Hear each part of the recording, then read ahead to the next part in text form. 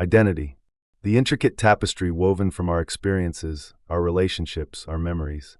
It defines who we are, anchors us to our past, and guides our perception of the present. But what happens when that tapestry begins to unravel? When memories surface, vivid and visceral, of a life you never lived? Tonight, we delve into a psychological horror that strikes at the very core of our being, the unsettling tale of a man haunted by the detailed recollections of a life that was never his own. Thomas Ashton was a man grounded in his reality. A comfortable existence in a quiet suburban town, a loving wife named Emily, a fulfilling career as an architect. His past was a familiar landscape, populated by the people and events that had shaped him. Until the unsettling intrusions began, subtle at first, like faint echoes from a distant dream. It started with a recurring image, a bustling marketplace in a city he didn't recognize, the scent of exotic spices heavy in the air, the vibrant colors of unfamiliar textiles.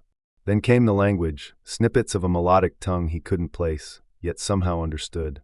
These weren't fleeting daydreams, they were vivid, almost tangible sensations that felt inexplicably real. One evening, while dining with Emily, Thomas suddenly spoke a phrase in that unknown language. Emily stared at him, bewildered. He couldn't explain it, the words simply surfaced, accompanied by a powerful emotional resonance, a pang of longing for a place he had never seen, for people he had never met. The incidents became more frequent, more intense. Thomas would recall specific conversations, detailed architectural blueprints of buildings he had never designed, the faces of individuals he had never encountered in his waking life. These weren't abstract feelings, they were concrete memories, as real and immediate as his own recollection of his wedding day. He remembered a different name, Alessandro Rossi. He saw himself as a passionate artist living in Florence, his hands stained with paint, his days filled with the vibrant chaos of his studio. He recalled the taste of Tuscan wine, the feel of a specific worn leather-bound sketchbook, the fiery arguments with a rival painter named Marco. These memories were not his, yet they felt undeniably, intimately true. The dichotomy tore at his sanity. He loved Emily, yet a phantom ache for a woman named Isabella, a woman from his Alessandro memories, would sometimes overwhelm him. He cherished his career as a contemporary architect, yet the intricate Renaissance designs that flooded his mind felt like a forgotten part of his very being. Fearful and confused, Thomas sought medical help. Doctors attributed his condition to stress, prescribed medication for anxiety. Therapists explored repressed memories, past trauma. But Thomas knew this was different. This wasn't about his past, it was about someone else's. Driven by an insatiable need for answers, Thomas began to meticulously document these foreign memories. He filled notebooks with sketches of Florentine streets, transcribed conversations in the unknown language, tried to recreate the architectural designs that haunted his mind. The more he delved into this phantom life, the more real it became, threatening to eclipse his own identity. He researched historical figures, art history, linguistics, desperately searching for any connection to the vivid details of his Alessandro memories. He learned fragments of Italian, studied Renaissance art, hoping to find a familiar face in an old painting, a recognizable building in a historical text. One night, while researching Renaissance artists, he stumbled upon a lesser-known figure, Alessandro Rossi, a painter who had lived in Florence in the late 19th century. The details were sparse, but the few surviving sketches of his work bore an uncanny resemblance to the designs that filled Thomas's mind. There was even a portrait of a woman with striking features who Thomas instinctively knew was Isabella. The discovery sent a jolt of both terror and a strange sense of recognition through him. Could it be possible? Could his mind somehow be accessing the memories of a man who had lived over a century ago? The rational part of his brain screamed impossibility, but the vividness of the recollections argued otherwise. Thomas delved deeper into the history of Alessandro Rossi, piecing together fragments of his life from dusty archives and forgotten biographies. He learned of his passionate artistic pursuits, his tumultuous relationship with Isabella, and his untimely death at a relatively young age. The more he learned, the more the foreign memories within him seemed to align with the historical record. The question that haunted him was how. How could he, a 21st century architect living in suburban America, possess the detailed memories of a 19th century Italian painter? The medical explanations had failed. The psychological assessments had yielded nothing. He was left with the unsettling possibility of something else.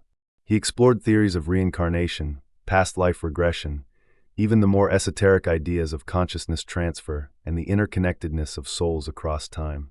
While he struggled to reconcile these concepts with his scientific worldview, the undeniable reality of his experience forced him to consider possibilities beyond the realm of conventional understanding.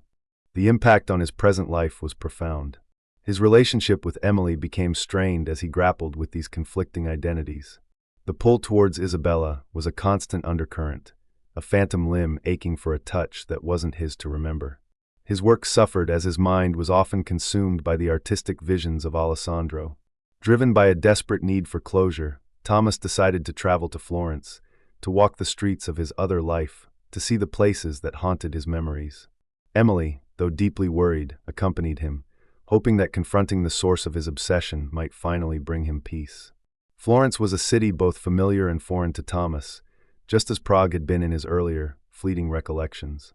He navigated the ancient streets with an uncanny familiarity, recognizing landmarks and hidden alleyways that he had never consciously seen before. He found Alessandro's former studio, now a small art gallery, and felt a profound sense of homecoming, a ghostly echo of a life lived and lost. In a small, unassuming cemetery on the outskirts of Florence, they found a weathered headstone, Alessandro Rossi, 1862 to 1895.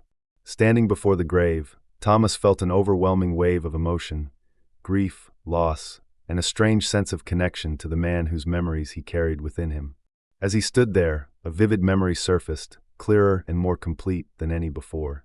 He saw Alessandro lying on his deathbed, his hand clutching a small, intricately carved wooden bird, his eyes filled with a desperate longing. A voice not his own echoed in his mind, I don't want to be forgotten. The realization struck Thomas with a chilling certainty.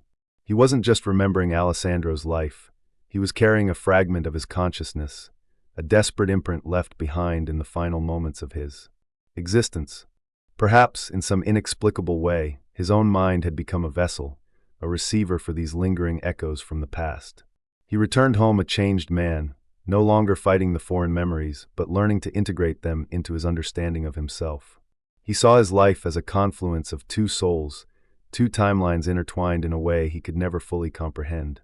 He honored Alessandro's artistic spirit, even incorporating elements of his style into his own architectural designs, a silent tribute to the life he had somehow inherited. The mystery of how and why this had happened remained unsolved, a chilling testament to the unknown capacities of the human mind and the potential interconnectedness of consciousness across time. Thomas Ashton lived his life, forever carrying the echoes of Alessandro Rossi within him, a constant reminder that the boundaries of identity might be more fluid, more permeable than we ever dare to imagine, and that the past might not always stay buried. What do you make of Thomas's impossible memories? Could our minds be vessels for echoes of the past? Share your thoughts and theories in the comments below. If this unsettling exploration of identity and time has gripped you, be sure to subscribe for more thought-provoking horror that delves into the deepest mysteries of the human experience. Don't forget to hit that notification bell so you never miss our next journey into the unknown realms of the mind.